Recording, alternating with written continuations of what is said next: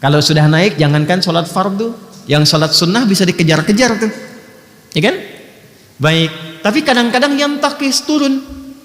Kalau sudah turun, jangankan sholat sunnah, yang fardu bisa terlambat, ya kan? Sampai nunggu iqamat kan? Baik. Nah, kapan kita bisa naikkan dan dijaga supaya tidak turun? Kata Nabi, yazidu bit ta'at. Dia bisa naik kalau pemilik iman itu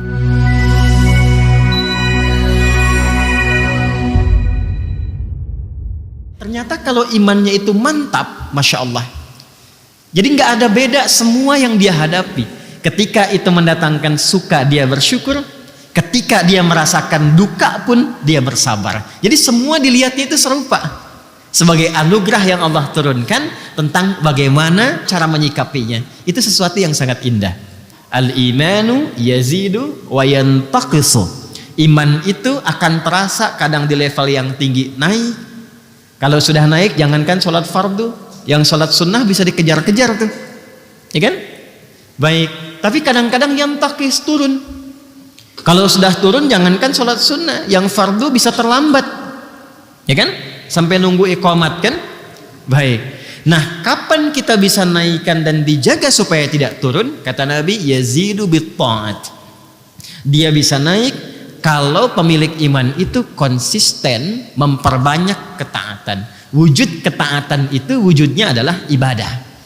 Karena itu kalimat iman pertama dalam Al-Quran disusulkan dengan ibadah. Al-Baqarah ayat 3 yang telah kita lampaui dulu. Alladzina yu'minuna bil ghaib. Kan? Itu kalimat iman pertama kan? Orang takwa yang sejati itu yang akan mendapatkan petunjuk yang benar dari Al-Quran. Ciri pertamanya adalah dia memiliki konsistensi keimanan terhadap Allah sekalipun belum nampak dalam pandangannya. Lalu bagaimana dia menjaga konsistensi iman itu?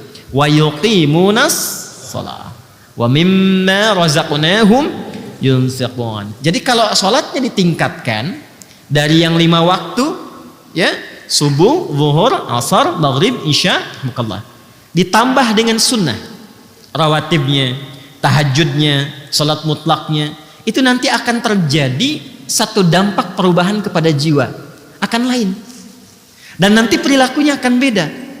Kalau nggak percaya silahkan, akan terjadi perubahan pada diri kita. Nah, nanti persamaannya kata Nabi linearnya, begitu amal solehnya meningkat, imannya pun akan kuat. Dan pengertian terbaliknya, kalau amal solehnya sedang turun, berarti imannya pun sedang lemah. Paham ya? Nah, ini bagian pertama, bagaimana cara meningkatkan iman. Yang kedua, formulasinya lewat ilmu, pengetahuan. Karena itu antara ilmu dengan iman itu disandingkan.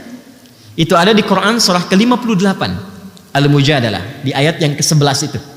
Ya, kalau kita langsung ke ujungnya atau kita baca dari awalnya, ya ayyuhalladzina amanu idza qila lakum tafassahu fil majalisi fafsahu yafsahillahu lakum.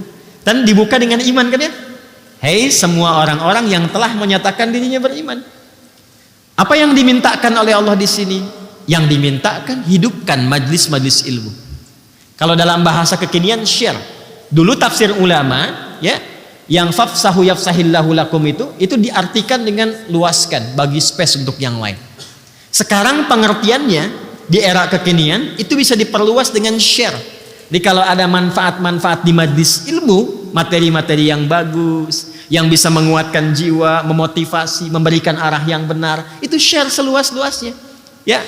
Sehingga dengan di-share itu, setiap orang bisa mendapatkan kesempatan yang serupa untuk meningkatkan keimanannya. Kalau bahasa Nabi, boleh jadi, kan? Boleh jadi itu, ya. Yang mendapatkan sharean itu mendapatkan manfaat yang lebih banyak bahkan dibandingkan dengan yang nge-share.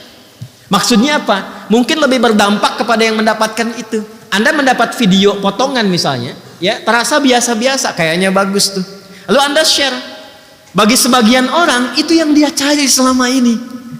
Ketika dia mendapatkan itu, terasa bagi dia sebuah perubahan. Ketika dia berubah, Anda yang men-share itu mendapatkan transferan pahala dari setiap hasil perubahannya. Indah kan ya? Karena itu di ujung ayatnya ditutup, yarfa'illahu alladhina amanu minkum walladzina utul ilma darajat. Jadi kalau belajar yang benar, ilmu yang benar itu secara otomatis ilmu yang telah dipelajari mampu meningkatkan iman. Ingat itu ya. Jadi itu ilmu yang diridhoi oleh Allah. Karena itu saya itu suka minta maaf sebesar-besarnya. Kalau misal dalam satu kesempatan mengajar tidak memberikan penambahan kualitas atau kuantitas keimanan, tolong saya dikoreksi ya, didoakan. Karena mungkin ada yang tidak tepat dalam cara mengajarkan itu. Ya, karena guru yang benar ketika mengajarkan sesuatu, diantaranya adalah mampu mendapatkan ya atau menjadikan setiap yang belajar itu lebih dekat dengan Allah Subhanahu wa Ta'ala. Ya, karena itu bagian terpenting adalah belajar dimanapun pastikan ilmunya bertambah, imannya menguat.